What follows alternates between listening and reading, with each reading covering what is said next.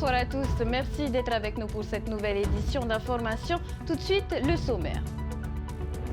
Un déchet électronique serait à l'origine de l'incendie au centre d'enfouissement technique de Payhoro.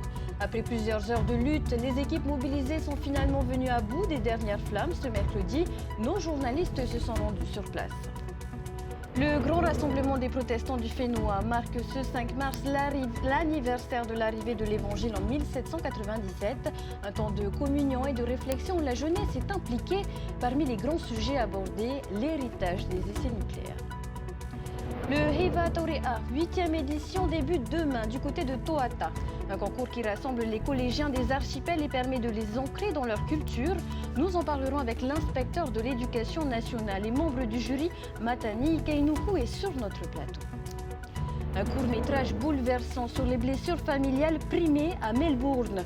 Réalisé au Fénois, le film Coup de poing Anna brise les silences. Son réalisateur s'est confié à nos équipes. La diffusion du film est prévue demain soir sur TNT.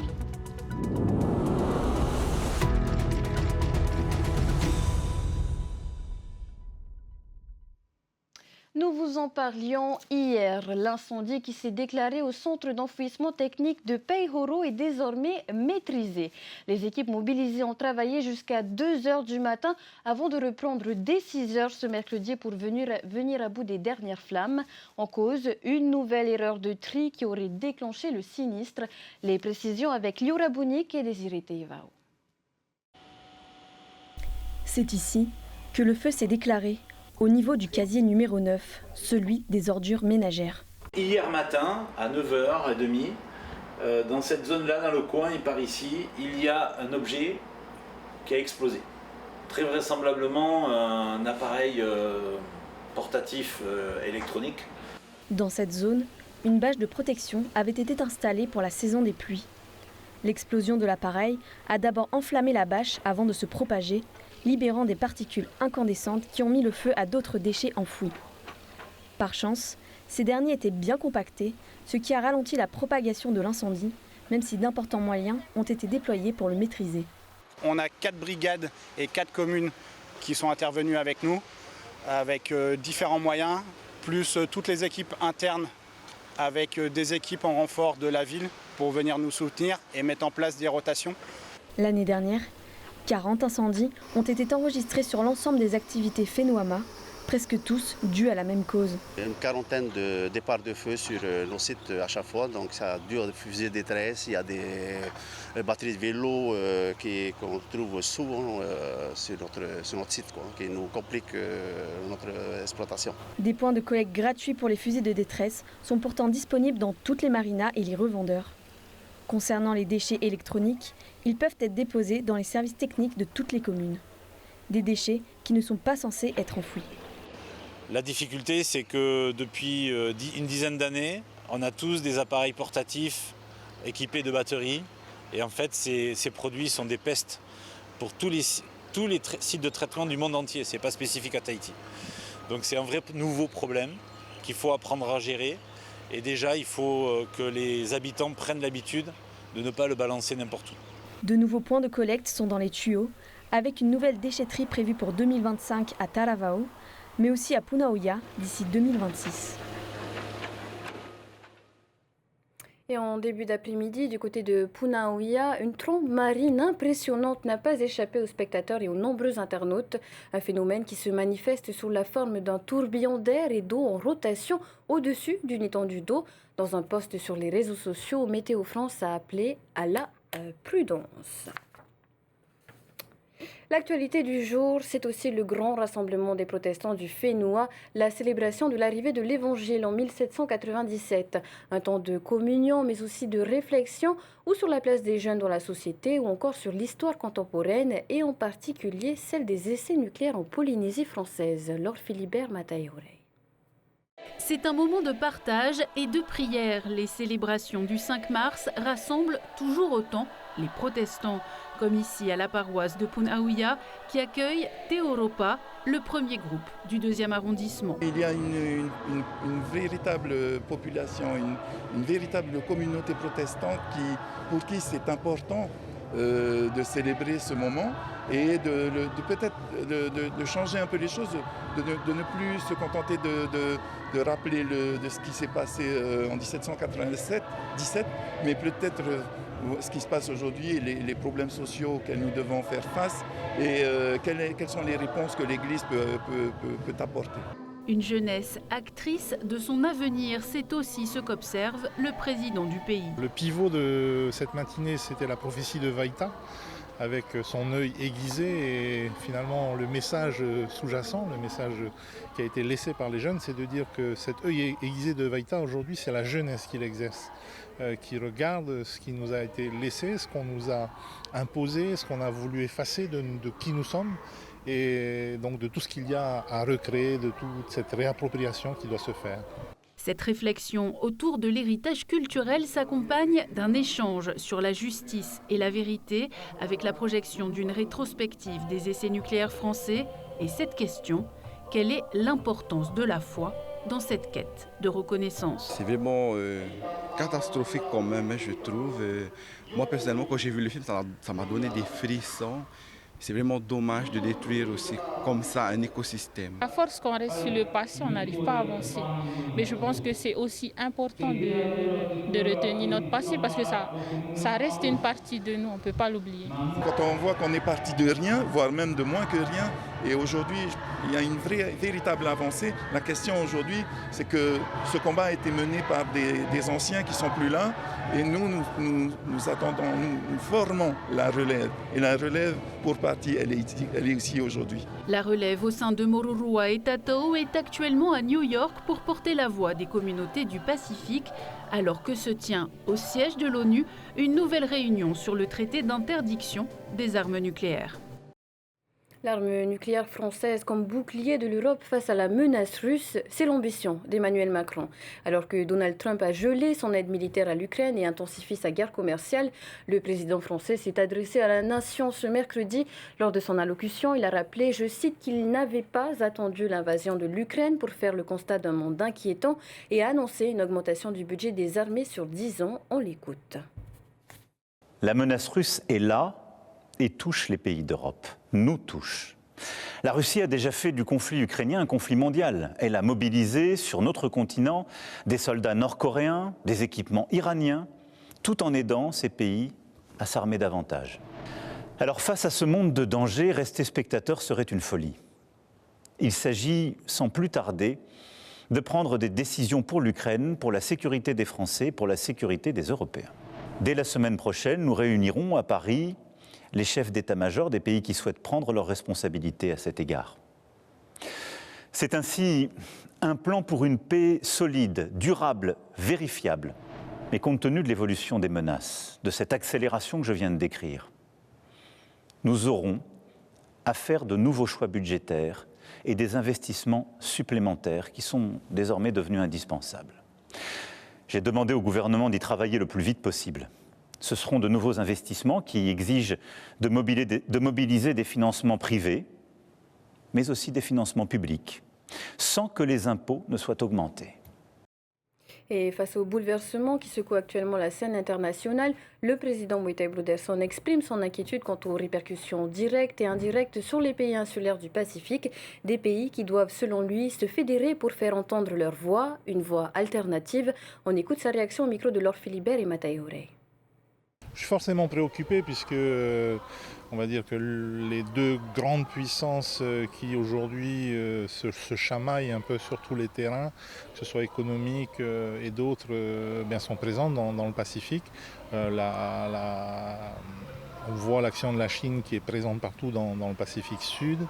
On voit aujourd'hui les États-Unis qui reviennent en force, on va dire ça, sauf sur la partie du soutien aux petits pays insulaires où là, les annonces du président Trump sont, ma foi, assez surprenantes. Donc on est forcément préoccupé.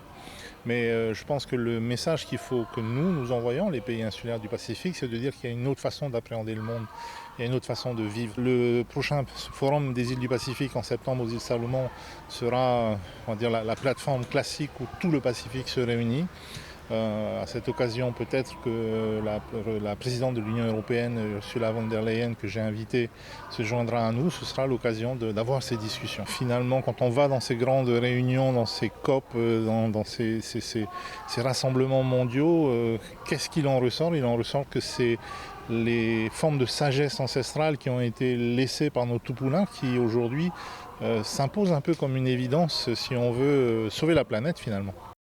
Et on clôture ainsi ce volet politique.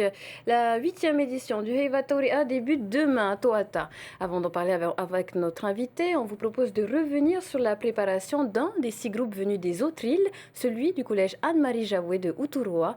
Il s'agit de sa première participation et sera représenté dans les catégories orchestre, meilleure danseuse et meilleur danseur. Jessica Dutse les a suivis pour nous à Rayatea.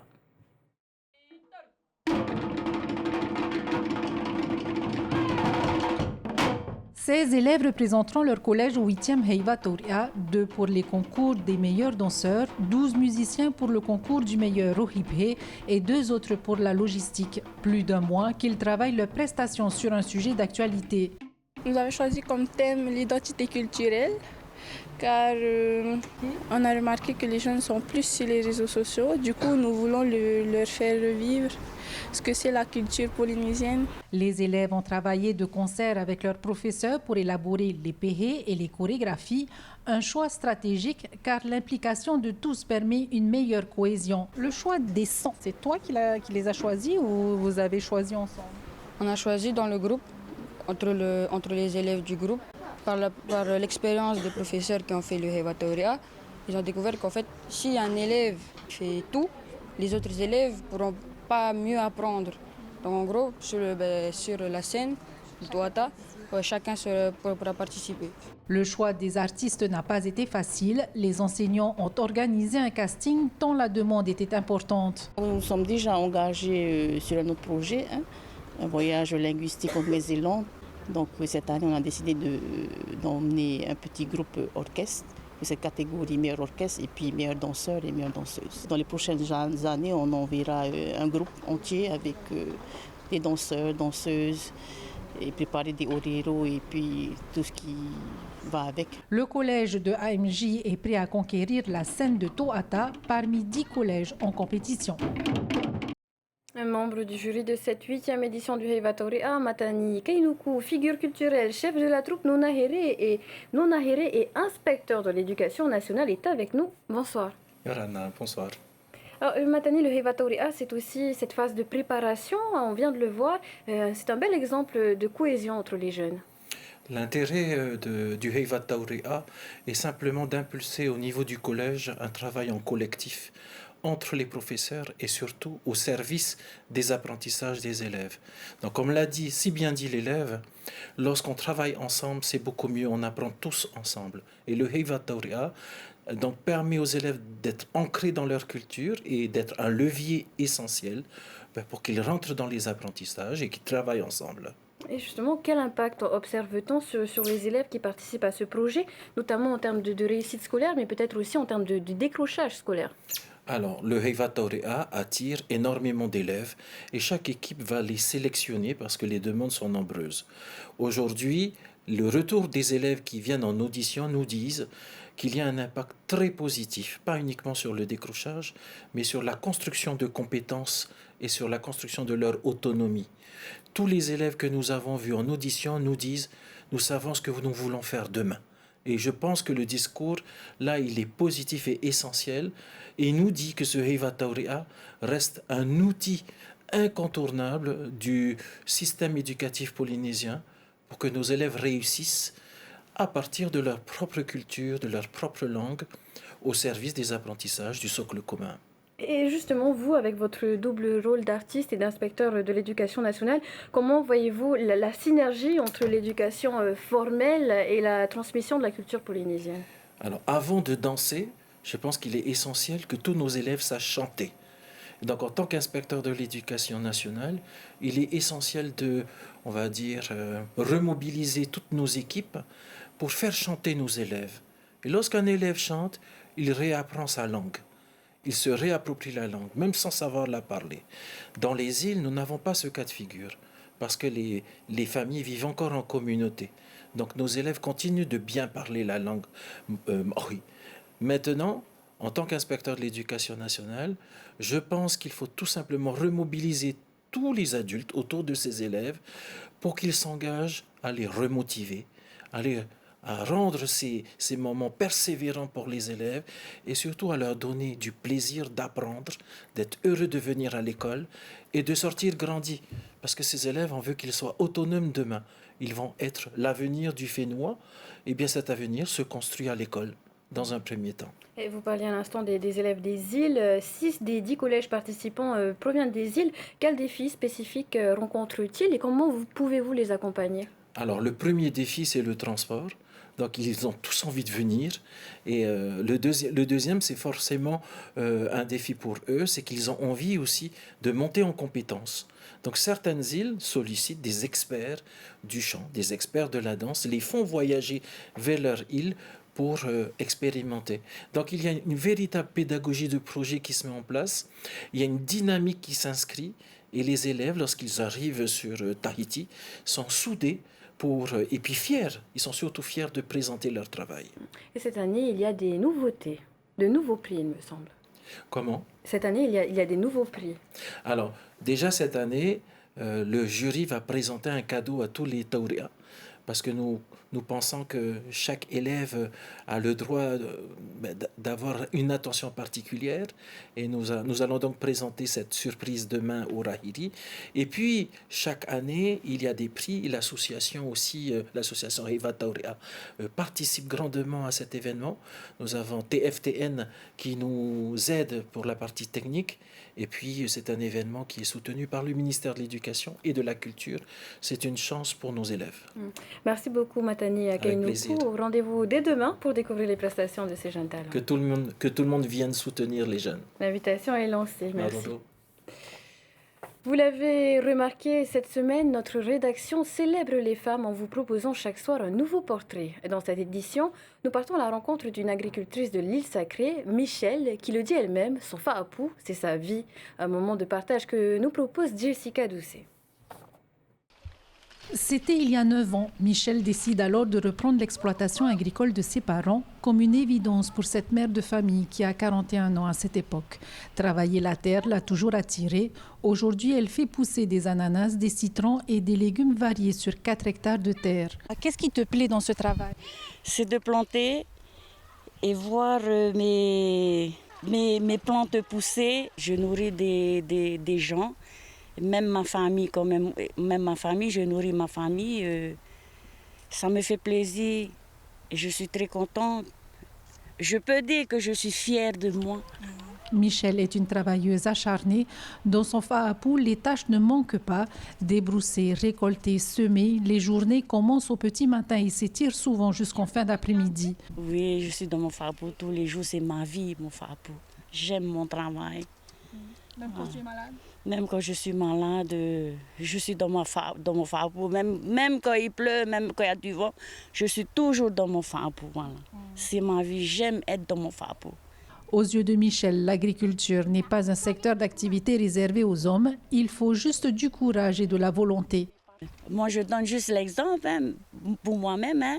À la maison, le ménage et aussi le travail d'un homme. C'est pas que pour la femme. Même la vaisselle, mais c'est aussi pareil pour le fa'apu. Le fa'apu, c'est pas un travail d'homme, c'est aussi pour nous.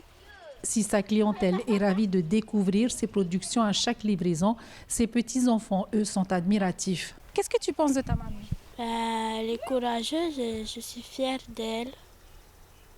Tu travailles avec elle au fa'apu? Ouais. Michel s'est lancé un défi de taille, celui d'exploiter jusqu'à 10 hectares dans un futur proche. Elle sait qu'elle pourra compter sur sa famille pour y parvenir. La famille n'est pas toujours ce refuge d'amour et de protection que l'on imagine. Pour certains, elle est synonyme de blessures profondes, d'inceste et de violence. Des réalités déchirantes que le réalisateur Thierry Tullier met en lumière dans Anna, un court-métrage bouleversant qui a touché bien au-delà de nos frontières. Couronné du premier prix au Festival de Melbourne, ce film témoigne avec force et sensibilité de ces silences qui brisent des vies. Son réalisateur s'est confié à nos équipes. Le reportage de Nicolas Perret, Sophie Guébel et Rara Humaa.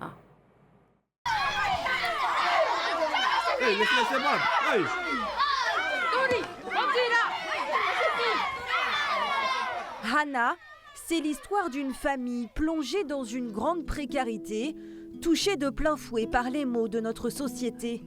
Une mise en scène poignante qui aborde l'inceste,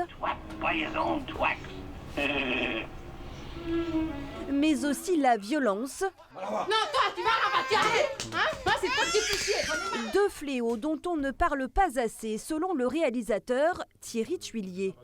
J'avais plutôt envie de montrer une réalité de la Polynésie. À côté de ça, ma compagne travaillait dans le social. Du coup, ces histoires me touchaient aussi. Donc j'ai eu envie de faire ce court-métrage qui me semble toucher un sujet important et qui finalement n'est pas si abordé que ça dans les médias. L'inceste et la violence qui poussent cette mère de famille à faire adopter son dernier-né à contre-cœur.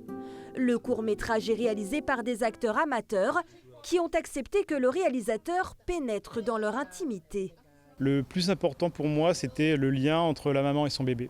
Puisque ce ne sont pas des comédiens, il a fallu que je joue sur leurs émotions réelles. C'est-à-dire que quand j'ai expliqué à la maman que son bébé, elle allait le donner, il fallait qu'elle comprenne que c'est comme si elle donnait vraiment son bébé. Et c'est là qu'on arrive à faire jouer les comédiens qui n'en sont pas. Thierry Tuillier, réalisateur chevronné, a reçu le premier prix pour ce court-métrage au Festival international du film de Melbourne.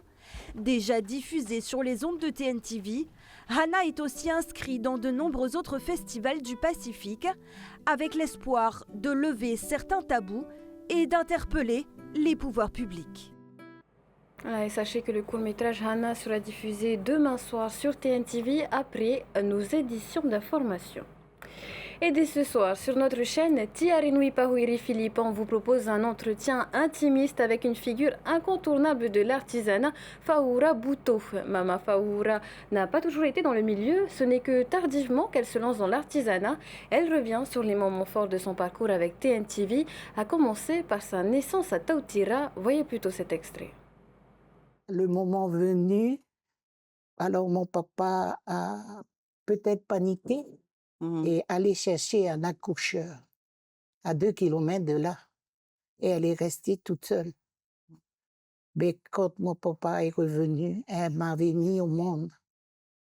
Elle a réussi à se traîner vers la mer pour se nettoyer. Moi nue, mon papa et le monsieur Tavaria Bars m'avaient trouvé un bébé tout mauve, prêt à mourir. Retrouvez ce numéro spécial des grandes signatures juste après ce journal. Merci de l'avoir suivi. Plus tard, votre série d'Amage et le film Le Voyage Fantastique. Aussi, je vous rappelle que la 21e édition du Salon de l'Habitat ouvrira ses portes demain jusqu'au 9 mars au Parc Expo de Mamao. Très belle soirée à tous, à demain. Retrouvez ce journal en replay sur notre site internet et notre application mobile TNTV.